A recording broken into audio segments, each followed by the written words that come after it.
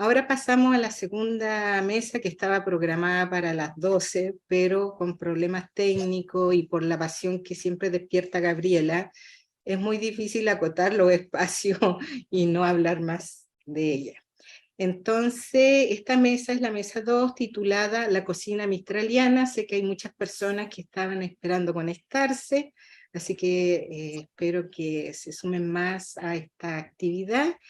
Y esta mesa va a ser un conversatorio entre Helio Vélez Marquina y nuestra Premio Nacional Sonia Montesino. Bueno, muchas gracias Susana. Como se ha dicho, bueno, quisiera felicitar el panel que nos antecedió, realmente maravilloso. Bueno, no puedo decir más que eso, espectacular. Y bueno, queremos justamente, como se decía en el panel anterior, Gabriela tenía una pedagogía poco academicista y pensamos justamente en hacer esta conversación con Helio, ya salirnos un poco de las ponencias y conversar, más bien hacer una conversación que por supuesto la hemos hablado, no es que sea tan espontánea, ya, pero es que sea mucho más suelto. Entonces, nos habíamos prometido que las presentaciones iban a ser un haiku, ¿ya? Así que voy a presentar a Helio, ya Helio Vélez Marquina, es humanista, formado en lingüística, literatura y filología por la Pontificia Universidad Católica del Perú y la Universidad de Navarra. Es coordinador de la Biblioteca Indiana de la editorial Iberoamericana, que es de Madrid y Frankfurt, y del Centro de Estudios Indianos dedicados a los virreinatos americanos, que reúne más de 10 países y más de 40 investigadores desde México a Chile. Como estudioso de la literatura hispanoamericana, además del periodo virreinal, se ha dedicado a estudiar muy profundamente la poesía peruana contemporánea, y quisiera destacar, digamos, sus estudios y conferencias sobre César Calvo, ya José Watanabe, que acá en Chile es muy conocido y muy leído, Blanca Varela y también Carlos Germán Belli. También ya ha estudiado los aspectos vinculados a la alimentación y a la historia de la alimentación, ya porque esa vocación tiene Helio ya de historiador desde el siglo XVI hasta nuestros días. Y también quiero destacar algo que nos une muy fuertemente, que es su trabajo con nuestra gran amiga, socióloga, investigadora peruana sobre las cocinas, que es Isabel Álvarez, ya con la cual Helio ha trabajado y sigue trabajando muy profundamente en el conocimiento de las cocinas peruanas. Así que bienvenido, Helio, a esta conversación virtual. Ya no es solo México, sino también Perú, que está presente en este Mistraliar las Tierras. Muchísimas gracias, Sonia, y agradezco también a los integrantes del panel que nos antecedió por compartir algo que es muy importante en esta época, modelos de vida, ¿no? Gabriela Mistral, acá la discutiremos como poeta, como escritora, pero es sin duda un personaje ejemplar que es lo que necesita la juventud del siglo XXI, ¿no? Un horizonte, ¿no? Y eso es lo que nos dan estos personajes emblemáticos, ¿no? Si me permite, Sonia, te presento para ya llegar a la conversación, aunque tú no necesitas presentación.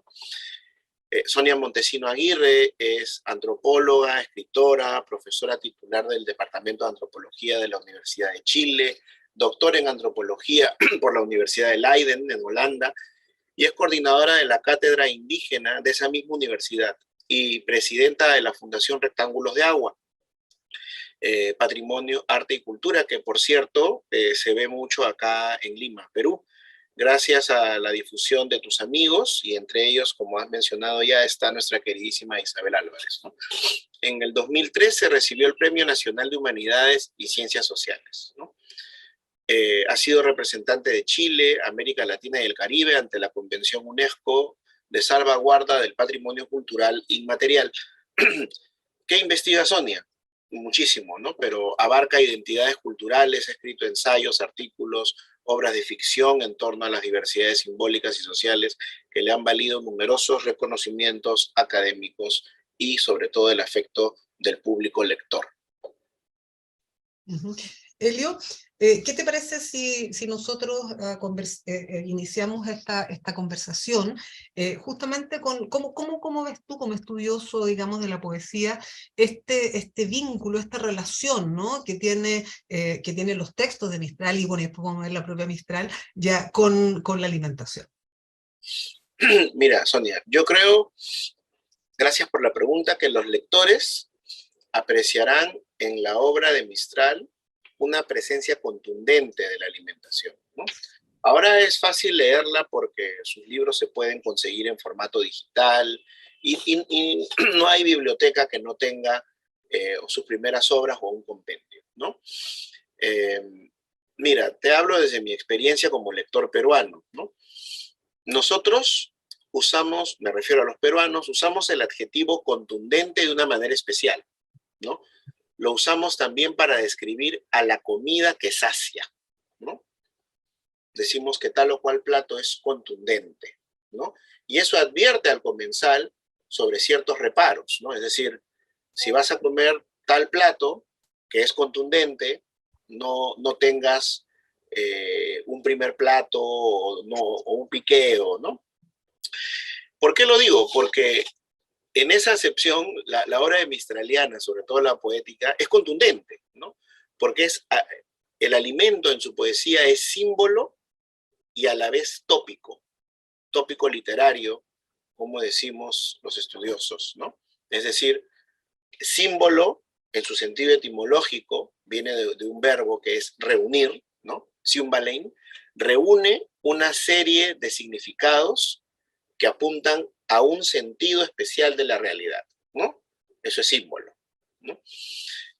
Y tópico, porque supone una serie de estrategias para crear argumentos o motivos recurrentes, ¿no? Todo, todo eso es la alimentación en la poesía de Mistral.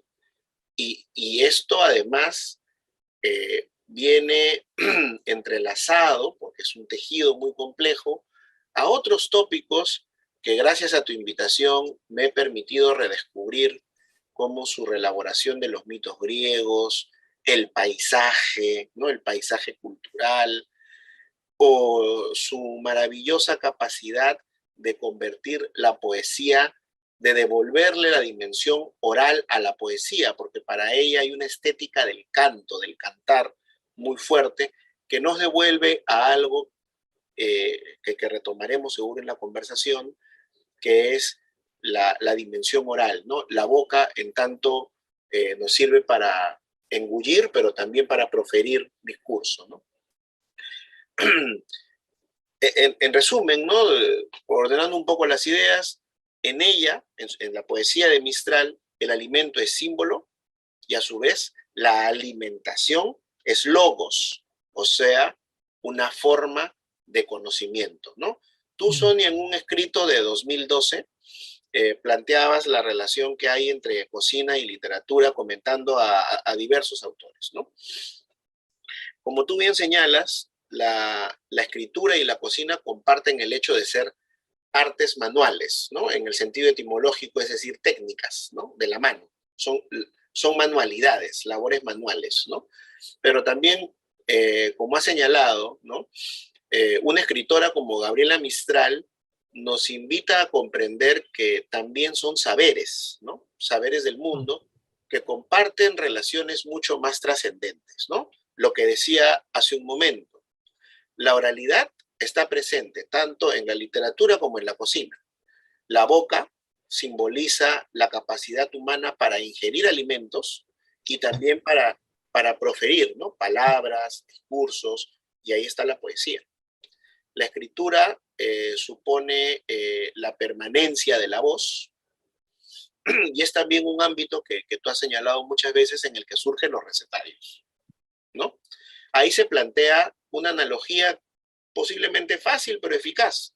El arte de la cocina, como la literatura, supone interacción de insumos, ¿no? Pensemos palabras, verbos, pronombres, sustantivos, adjetivos, con técnicas de cocción.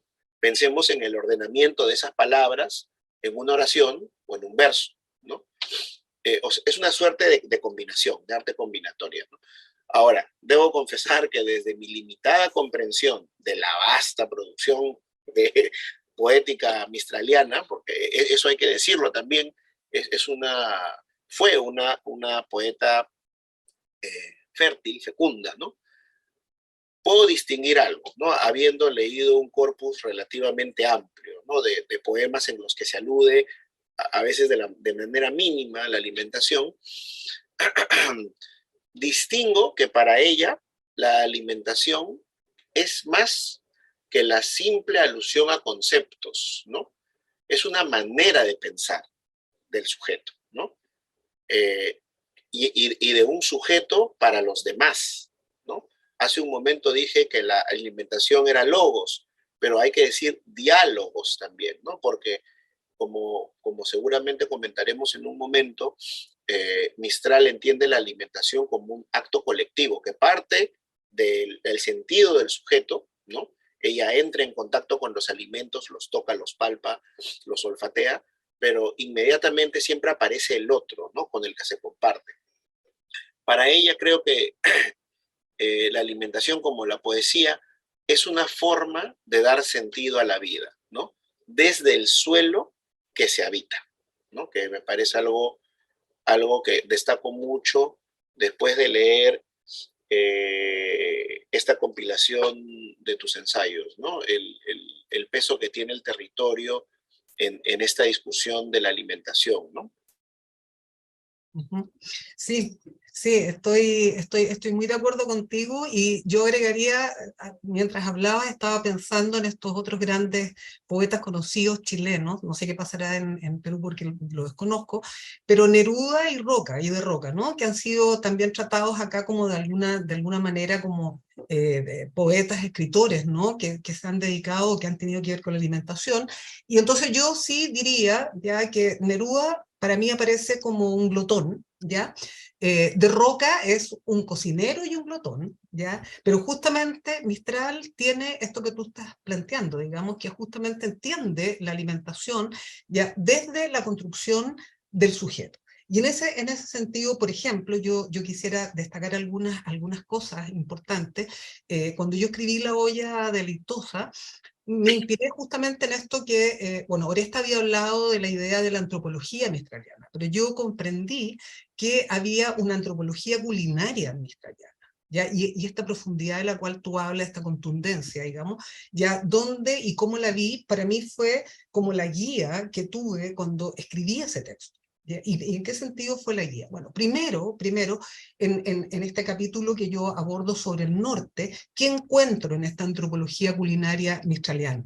Encuentro en un poema que es maravilloso, ¿no es cierto?, que se llama, el nombre ya es precioso, digamos, porque es estas tierras de sed, ¿no? Tiene que ver con el tema de las tierras de sed, ya tierras blancas de sed, además, dice, tierras blancas de sed, que es como ella entiende el norte. ¿Y qué es lo que aparece ahí? Ahí aparecen lo que podríamos llamar justamente estos símbolos, ya estos símbolos culinarios que tienen que ver con, primero, el cactus, ¿ya? Y tenemos que entender que todo el mundo, ¿no es cierto?, precolombino se alimentó durante mucho tiempo, ¿no es cierto?, de justamente el fruto del cactus que se llama guillabe, ¿ya? Luego el chañar, y el chañar que lo compartimos con ustedes, con todo el mundo andino, digamos, ¿no? El chañar va a ser fundamental en esta mirada que tiene Mistral sobre ya cómo se arma, cómo es el paisaje, ¿no es cierto?, de este norte chileno, ¿ya? Y el tercer elemento que toca en ese poema, ¿no es cierto?, es el espino. Acuérdense, ¿no es cierto?, el espino nos servía justamente para poder, ¿no es cierto?, transformarlo en leña y hacer ya de estos productos crudos, ¿no es cierto?, productos cocidos. Entonces, esta primera antropología culinaria mistraliana, a mí, ¿qué es lo que me muestra?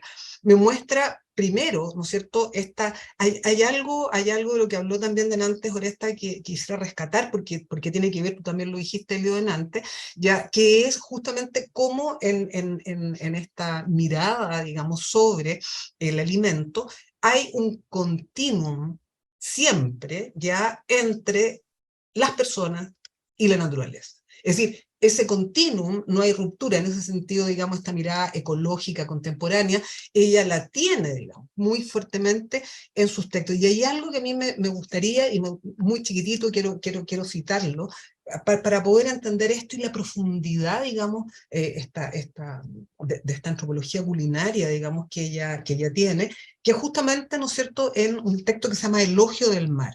Pero quiero solamente una frase decir, Telio, mira, escucha esto: el agua marina que saló nuestra sangre y se volverá dulce con nuestra sangre al final de los tiempos, pero no antes, ¿ya? La sal, la sangre, ¿ya? Lo salado, lo dulce, ya aparece, ¿no es cierto?, en esta mirada de esta antropología, ¿no es cierto?, culinaria. A mí me parece que ahí, bueno, podríamos hablar ahora sobre este tema, porque justamente el tema de la sangre, de la leche, como vamos a ver después, va a estar siempre presente, digamos, en estos textos. Pero por último, y para terminar, digamos, ya justamente para terminar con esta idea de la olla deleitosa, cuando la escribí, yo comprendí también ahí, y eso me lo entregó muy fuertemente, digamos, los textos de Gabriela, y sobre todo su poesía, ya en este caso, que hay siempre la mirada de Mistral sobre lo que son los productos alimenticios precoloniales y los coloniales, ¿ya? Y entonces también hay un juego de un continuum que uno lo puede ver, por ejemplo, en el caso, digamos, de la zona central, cuando ella habla en este texto que se llama Luz de Chile, que es fascinante, ¿ya? Ella habla ya de los maíces, de los frijoles, ya, de los nísperos y de la higuera. Ya son 4 elementos ya que de alguna u otra manera nos están hablando de lo que es este vínculo ya entre lo precolombino y, ¿no es cierto?, la colonización española. Y eso está metido dentro de nuestros cuerpos, como tú decías delante, eso me parece que hay que tenerlo súper claro, porque la boca sirve para proferir, ¿no es cierto?, todo esto que estamos haciendo ahora, pero también para incorporar. Entonces me parece muy interesante la idea de incorporación que va a hacer Mistral con estos símbolos, ya que son los símbolos precolombinos y los símbolos coloniales. Hay después, no sé si quieres, podemos conversar un poquito más después sobre el tema del maíz, porque yo creo que el maíz nos toca a todos, y ella fue, yo diría, ya una gran, pero gran, ya, comillas, promotora del maíz y de todo el sentido del maíz en nuestra sociedad. Eso. Mira, pues, escuchándote he pensado muchas cosas, se han ordenado muchas ideas en esta relectura que hago de Gabriela Mistral, ¿no?, de su poesía. Pensando en ti también, ¿no? Ella es poeta que recorre, ¿no? Es decir, ella camina, transita, ¿no? La vemos en México, ¿no? Es decir, es una poeta que experimenta desde el desplazamiento, ¿no? ¿Y por qué pienso eso? Porque sí, es cierto que mientras meditaba sobre el peso de la alimentación en la poesía de Mistral, he recordado, digamos, algo parecido en la poesía peruana, ¿no? En donde la alimentación es un tema prolífico, ¿no? Pero con Mistral he recordado mucho un adjetivo que usamos para describir a los primeros criollos, ¿no?, a los primeros mestizos, claro, quienes estudiamos el mundo virreinal, ¿no?, que es el adjetivo vaquiano, ¿no?, que todavía se usa mucho en Argentina, ¿no? sí, sí. El vaquiano, ¿quién era, no? El que tenía, acá decimos cancha, ¿no?, experiencia, el canchero, ¿no?, el que conocía bien el territorio, ¿no? Y esto último que acabas de decir, este discernimiento entre el alimento foráneo y el alimento nativo, era algo muy remarcado por los vaquianos, ¿no? Claro, de ahí viene nuestro mestizaje, ¿no? O sea, en ese aprender, ¿no? De cómo se está, digamos, reconfigurando el paisaje, ¿no? surge vamos a llamarlo así, una nueva olla común, ¿no? Es decir, una nueva cocina americana, ¿no? Sí. Y a mí me parece interesantísimo pensar, esto lo podemos conversar luego, ¿no? ¿Qué tan importantes son estos nuevos recetarios de fines del siglo XIX que apuntan a una cocina americana, ¿no? Y en libros que primero se llamó el cocinero mexicano y luego el cocinero americano, ¿no? Estos grandes libros donde podemos encontrar las recetas que van de México hasta Chile, ¿no? Me resulta imposible no pensar en Mistral para esto, ¿no? En esta capacidad que tenía de aprender desde la experiencia, ¿no? Que es algo que me parece fascinante. Tú mencionabas el caso en los estudios que has hecho en la olla deleitosa, ¿no? El caso del maíz, pero eso nos lleva a otro grano, ¿no? No sé si te parece Sí. que conversemos un poco sobre el cereal y el pan, que es tan importante en su poesía, ¿no? Claro, Eh, básico. Mira, el pan es símbolo del alimento esencial, ¿no? O sea, y es porque reúne el triunfo de la civilización sobre la naturaleza, ¿no? Eh, eh, Tú siempre remarcas, ¿no? Siguiendo a Levi Strauss, ¿no? La transición de lo crudo a lo domesticado, ¿no? Claro, en el pan vemos, ¿no? La transición del trigo crudo, domesticado, triturado, levado, horneado y finalmente comido, ¿no? Eh, la poesía de Mistral alude a una dimensión espiritual y trascendente del pan, ¿no? O sea, ahí está el pan de vida judeo-cristiano, ¿no? Pero lo fascinante es que lo hace siempre desde la cotidianidad, ¿no? Y en eso creo que se parece mucho a la poesía de mi querido amigo Wata, ¿no? Que me complace que menciones que es muy conocido y querido en En Chile, Chile. ¿no? Por ejemplo, cuando ella menciona el pan cara de Dios, ¿no? Eso para un chileno es muy cotidiano, ¿no? Pero incluso para los peruanos, ¿no? Que digamos que podemos comprender muy bien junto con los argentinos y en general los sudamericanos, ¿no? Sí es algo que nos llama la atención, porque es imposible no pensar cuando uno menciona el pan cara de Dios, ¿no? En la dimensión eucarística del pan, ¿no? Y eso me hizo pensar nuevamente en que Mistral siempre el símbolo del alimento está asociado a una transformación, ¿no? El, el antiguo Beitel, ¿no?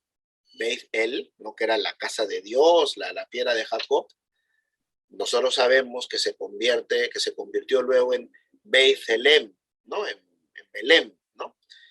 Que significa literalmente la casa del pan. Es decir, la casa que era de piedra, la casa que era de Dios, se convierte en pan, ¿no? La presencia simbólica de Dios se torna en presencia substancial, ¿no? En alimento para el espíritu, ¿no?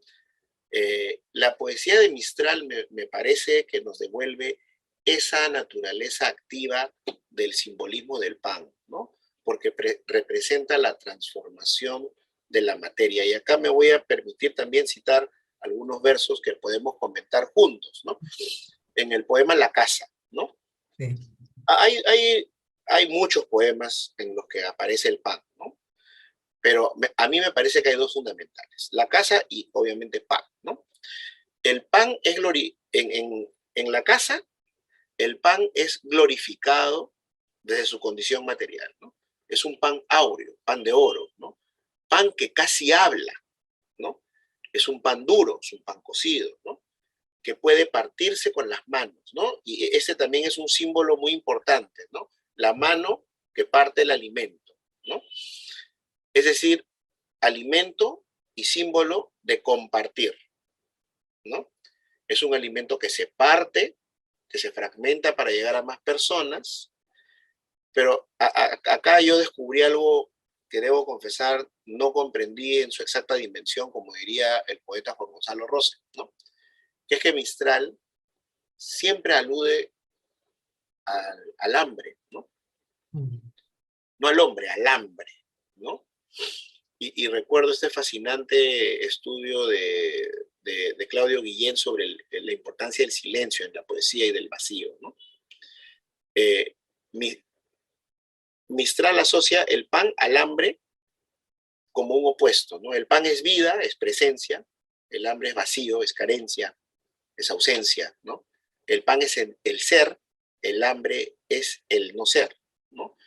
Y esta carencia, ella la expresa de manera, repito la palabra, contundente, en otro poema que me parece interesante asociar, ¿no? Que es el Nocturno de la Consumación, ¿no?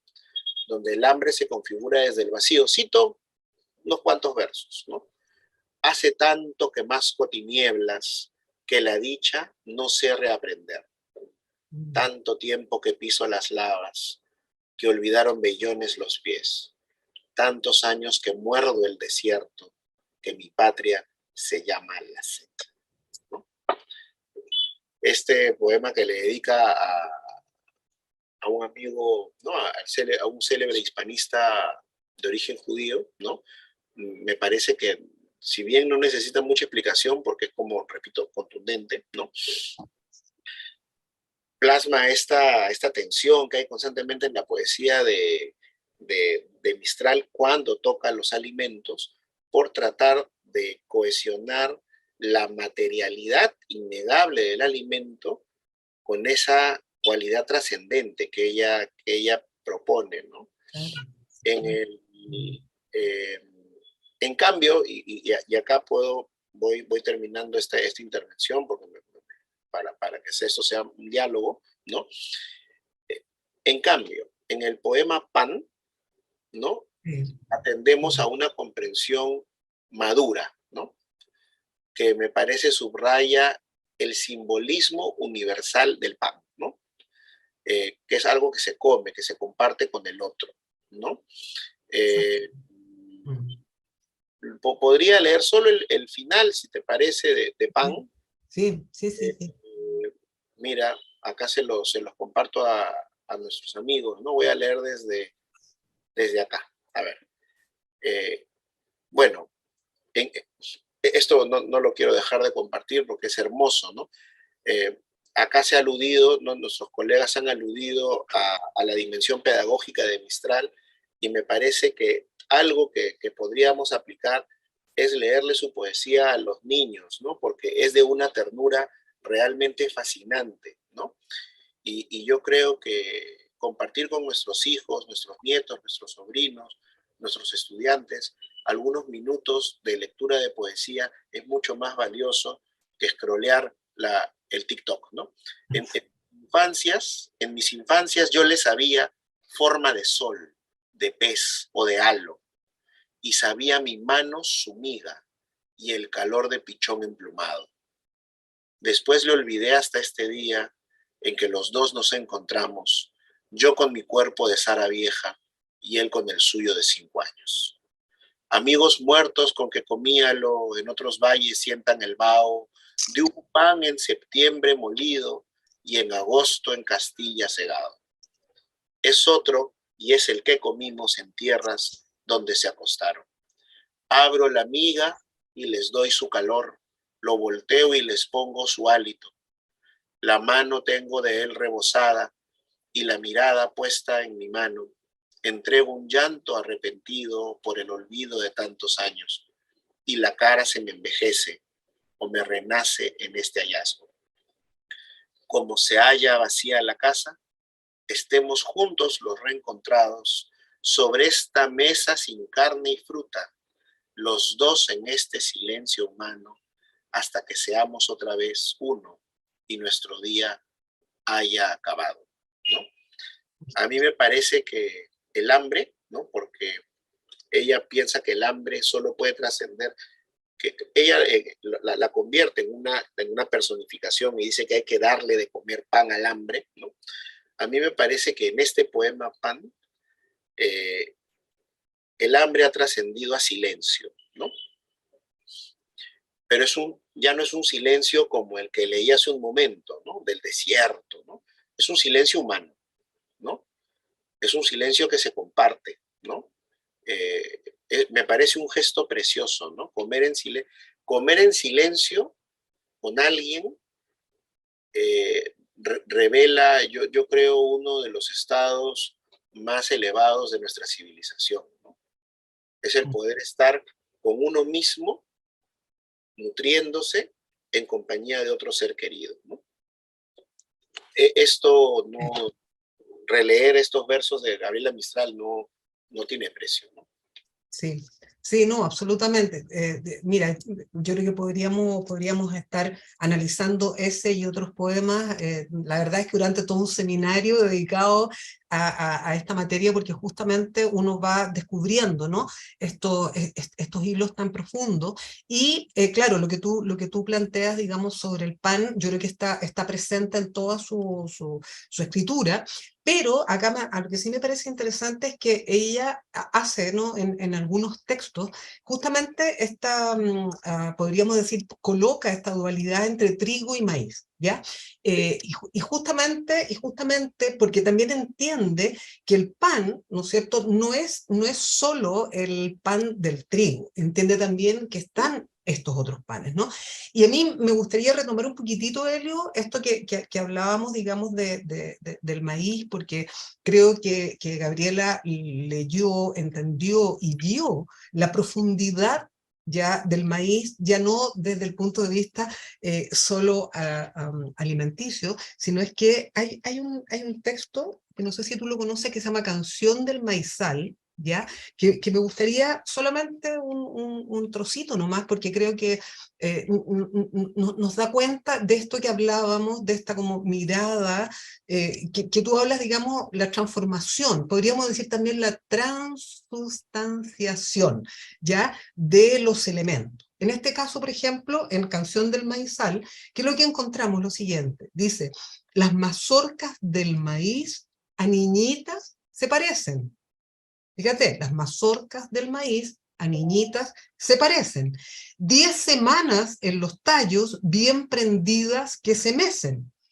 Tienen un vellito de oro como de recién nacido y unas hojas maternales que les celan el rocío. Bueno, leo solo ese párrafo para entender justamente, ¿no?, cómo esta imagen, ¿no?, de la mazorca del maíz, primero una imagen femenina, ¿ya?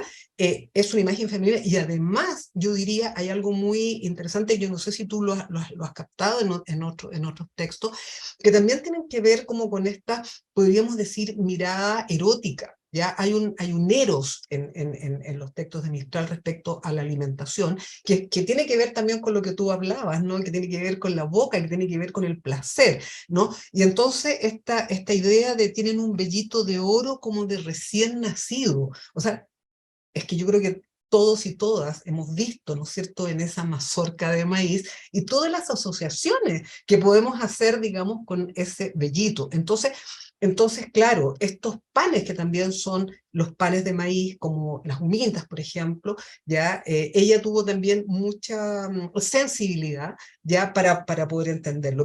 Pero creo que esta idea que hemos trabajado de transformación, transustanciación, creo que está muy fuertemente puesta, digamos, en general en la poesía de Mistral, ¿ya? Y hay algo bien interesante que estoy leyendo aquí, que es justamente una Lucía Volados, que es de la Serena, yo sé que un amante también dice de la Mistral, pone algo, dice muy bonito, porque dice, el pan en su dimensión espiritual, dado su conocimiento por su abuela de la Biblia en su infancia y que ella siempre destaca. Entonces, me parece, gracias Lucía, porque hace digamos, mucha conexión y aporta, digamos, a lo que nosotros estábamos hablando.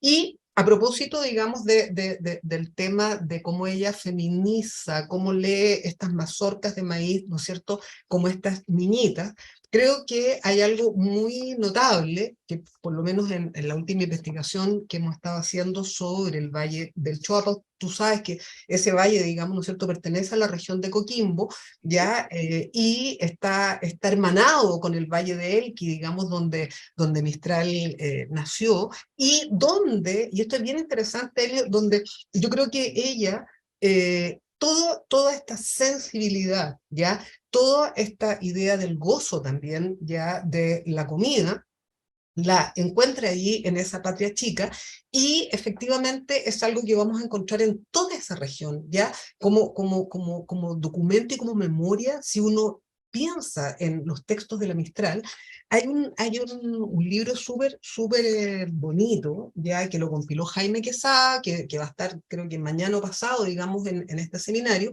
que se llama Recorriendo el Valle de Elqui con Gabriela Mistral. ¿Y qué es lo que uno encuentra ahí en esta compilación que hace Jaime? Ya, hay algo muy notable, y voy a retomar también cosas que tú estás diciendo delante. Yo diría una primera cosa que yo rescataría sería este tema de lo femenino, ¿ya? El vínculo entre la lengua, porque ya no solamente Gabriela va a trabajar sobre los productos o sobre la transformación que es el pan, sino también ya se va a meter en esto de la huerta. Ya Oresta, ¿no es cierto?, habló, ya sabemos cómo ella pensaba, ¿no es cierto?, que en los colegios deberían los niños, ¿no es cierto?, tener huertas, ¿no? Mire que una cosa completamente contemporánea.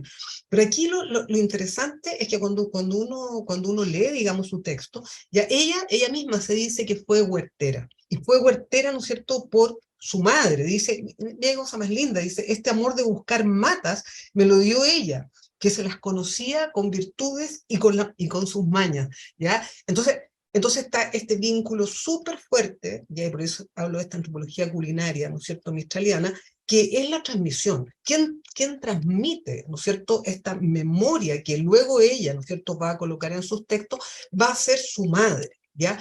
Y su madre, que comparte con todo el resto de las mujeres del valle todos estos saberes y conocimientos que tienen que ver justamente, ¿no es cierto?, con los vegetales, que son, insisto, y quiero insistir en eso, porque siempre ella lo coloca, ¿no es cierto?, precoloniales, ¿no es cierto?, y, digamos, coloniales. Y entonces acá me parece a mí que hay un gesto súper importante, que cuando uno conversa de esta memoria con las personas del valle, ya sobre todo el Valle del Choapa, con la cual nosotros hemos hablado mucho, ya todas estas cosas siguen manteniéndose muchas veces, ya, u otras ya se han perdido, y precisamente cuando digo esto de estos textos de Mistral como registro ya para los patrimonios culinarios de la zona, son fundamentales, ¿no? Y entonces ella además hace un vínculo, y esto aquí tengo un texto muy bonito también, del cual yo me nutrí, que es este herbario mistraliano, ya que hizo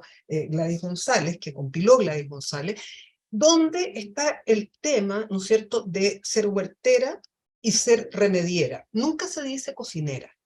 Ya no sé si tú has encontrado en algún texto, pero por lo menos en los que yo he visto, nunca se dice cocinera, y quizás voy a aludir a esto que habló Oresta delante, ¿no? Esto que ella se sentía como mal, porque ella ve, ella goza, ella está comiendo esas maravillosas, ¿no es cierto?, culinarias de México, y dicen, yo soy fría, ¿ya? ¿Por qué? Porque yo creo que ahí hay una cuestión muy interesante, que ella se va a definir como conocedora, sabedora, ya, de todas estas cosas, pero no ya como cocinera. Eso me parece a mí algo que hay que destacarlo, pero ella, ¿no es cierto?, es la que sabe de estas hierbas infinitas.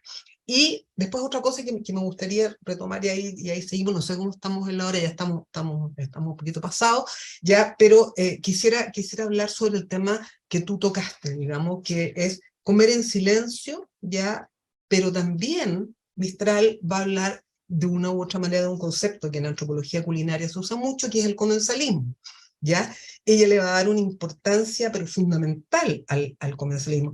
Además, ella goza, ¿ya? Goza, pero profundamente de esto. Estoy buscando un texto que es muy lindo, chiquitito, ¿ya? Pero que, mira lo que dice.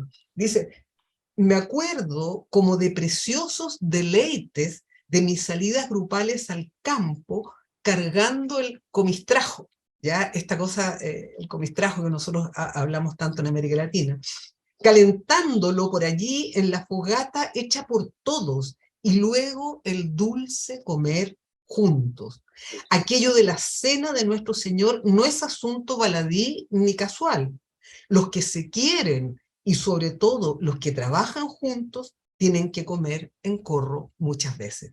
Bueno, o sea, esa sola, digamos, párrafo ya es para poder trabajar, digamos, ¿no es cierto?, en los conceptos más fundamentales de lo que es una antropología culinaria, ¿ya? Y que ella lo hace magníficamente, porque cómo explicas mejor el comensalismo, ya este concepto, digamos, de comensalismo, que, ¿no es cierto?, en esto que ella dice, calentándolo por allí en la fogata, hecha por todos, y luego el dulce comer juntos, ¿ya? También quiero aludir a lo que decía Oresta respecto a esto de los comunes, ¿ya? Que está absolutamente vinculado, digamos, con esto. Entonces, esta experiencia vital, esta experiencia, ¿no es cierto?, que va a tener ella del comistrajo, ¿ya? En conjunto, pienso que edifica también toda una ética, ¿ya? Toda una ética de Mistral. Bueno, eso era algo que quería hacer, digamos, hacerte como una puntualización respecto a esto que podríamos llamar la dualidad entre comer en silencio y el dulce comer juntos. Y el dulce comer juntos, así es, ¿no? Sí, Sí, sí. yo creo que la dimensión convivial que tú señalas es patente, ¿no?, en su poesía, ¿no? Y un símbolo como el pan nos permite ver esa transición, ¿no?, de lo subjetivo a lo colectivo, ¿no? Lo que mencionas del huerto, ¿no?, redunda en este calificativo que le atribuyo de Baquiana, ¿no? Es decir, que conoce el entorno, ¿no? Es una mujer que conoce su entorno. Y me parece importantísimo por la modernidad que eso plantea también, ¿no? Que es lo que pensamos ahora para nuestra infancia, ¿no? Es decir, Sí. que interactúen, ¿no? Que entiendan que el alimento es una vida, ¿no? Es decir, cuando nosotros decimos comida, estamos cosificando un ser vivo, ¿no? Lo hacemos cosa, ¿no?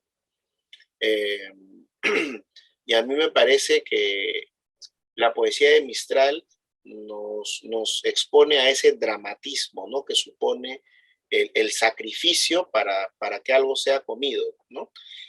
Pero me quedo con lo del huerto por una razón. Mira, y esto, como tú dices, podríamos armar un seminario, ¿no?, interdisciplinario entre varios países, ¿no?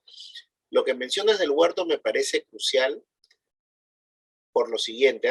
Seré breve. Hace relativamente poco, mi querida colega Martina Vinatea, Carlos Gálvez y yo publicamos un libro sobre las mujeres del Virreinato del Perú, ¿no?, como agentes de su destino, ¿no? Y si bien este es un primer libro, ¿no?, porque queremos hacerlo, digamos, queremos que esto se replique en varios países de América, ¿no?, hay una dimensión de la mujer como agente económico, como agente político, que no se estudia y no se enseña, ¿no?, lo suficiente, ¿no? Y es durante todo el periodo de estabilización para que se formen los virreinatos, hablo en el caso del Perú, ¿no? ¿Qué hicieron las mujeres, ¿no? Cuando los almagristas se peleaban con los pizarristas, cuando se estaba creando la geopolítica del territorio americano, ¿qué hacían las mujeres? Uno pensará que se quedaban en la casa, ¿no? Y sí, digamos que con sorna pueden decir eso y uno les puede responder lo siguiente, pero esas casas tenían huertos, ¿no? Las mujeres fueron vamos a decir, las expertas que supieron adaptar las especies foráneas, ¿no? Y cultivarlas junto con las especies nativas. Y fue ahí donde surgió el mestizaje culinario, ¿no? O sea, fue con las manos de mujeres en los huertos, ¿no? Y otra cosa muy interesante, sé que me abro un poquito de Mistral, pero me parece relevante decirlo y compartirlo en una conversación contigo, ¿no? se habla de boom gastronómico, de boom culinario. El verdadero boom de la cocina peruana, si es que vale la pena hablar de eso, ocurrió a fines del siglo XVI, cuando se dieron licencias a una serie de tabernas y de chicherías donde se gestó la cocina mestiza que se expande por todos lados, ¿no? Y ojo, otra cosa que no se señala, muchas mujeres tuvieron licencias, o sea, la mujer no solo estaba en el huerto, también estaba en el negocio, ¿no? Tenían tabernas, tenían chicherías, ¿no? Eh, esa relación entre Mistral y el huerto, además me parece, y con esto cierro, que digamos que se imbrica, se relaciona con un aspecto de la alimentación que hoy parece, que me parece sumamente idóneo, que es el de la comida nutracéutica, ¿no? Es decir, aquello que nos alimenta, pero que al mismo tiempo nos cura, ¿no? Porque si hablamos de, no sé, pues si buscamos un símbolo de la comida contemporánea, tristemente, hablaremos de una hamburguesa, de una cadena, ¿no? Pero eso no es un alimento espiritual, no es un alimento ético, no es un alimento convivial, es simplemente saciar el hambre, ¿no? Saciar la gula que tú mencionabas, ¿no? O sea, es gula. En cambio, la noción que, digamos, esta noción que tiene Mistral de la hierba como puede ser condimento, algo que perfile el sabor de una sopa, ¿no? Es también medicina, es también salud, ¿no? Eh, eso quería comentar, querida Sonia. Sí, totalmente, totalmente de acuerdo. Y mira, creo que, pucha, ya se nos acabó el tiempo, lamentablemente, pero bueno, así es, así es. Después seguiremos en esta, me imagino que estaremos en las terceras jornadas mistralianas, pero quiero para terminar leer un pequeño trozo respecto a lo que tú has hablado, digamos, y la importancia y cómo leyó y cómo vio también Mistral, digamos, este papel fundamental de las mujeres. Mira lo que dice, somos la gentes de esta zona de Elqui, mineros y agricultores, en el mismo tiempo. En mi valle, el hombre tomaba sobre sí la mina, porque la montaña nos cerca de todos lados y no hay modo de desentenderse de ella. La mujer labraba en el valle. Antes de los feminismos de asamblea y de reformas legales, 50 años antes, nosotros hemos tenido en unos tajos de la cordillera el trabajo de la mujer hecho costumbre. Entonces, esa idea, ¿no? De las mujeres, ¿no es cierto?